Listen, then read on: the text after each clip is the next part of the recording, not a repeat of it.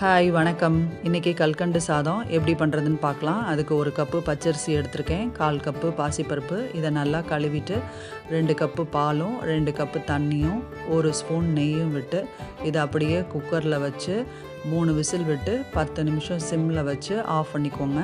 இதுக்கு கல்கண்டு நான் 1 கப்பு எடுத்திருக்கேன். இதில் 1/4 டம்ளர் தண்ணி ஊற்றி அடுப்பில் வச்சு கரைச்சி எடுத்துக்கோங்க. இப்போ ப்ரெஷர் அடங்கிருச்சு. இப்போ பார்ப்போம் சாதம் எப்படி வந்திருக்குன்னு. சூப்பராக பூவாக வந்திருக்கு. இப்போ இதை கடாயில் மாற்றிட்டு இதில் 1/4 ஸ்பூனு ஏலக்காய் பொடி, 1 சிட்டிகை அளவு உப்பு, அப்புறம் கரைச்ச கல்கண்டு தண்ணி, அப்புறம் 4 இலைகள் குங்குமப்பூ சூடான பாலில் வச்சுருக்கேன், அதை ஊற்றிக்கோங்க. அப்புறம் கொஞ்சோண்டு பச்சை கற்பூரம் போட்டுக்கோங்க. அப்போ தான் உங்களுடைய சாதம் கோயில் பிரசாதம் மாதிரி வாசமாக இருக்கும். அதுக்கப்புறம் நெய்யில் முந்திரி பருப்பும் திராட்சையும் வறுத்து போட்டிங்கன்னா ஒரு சூப்பரான கல்கண்டு சாதம் ரெடி ஆகிடுச்சு. ஃபெஸ்டிவல் டைமில் இந்த மாதிரி செஞ்சு கொண்டாடுங்க.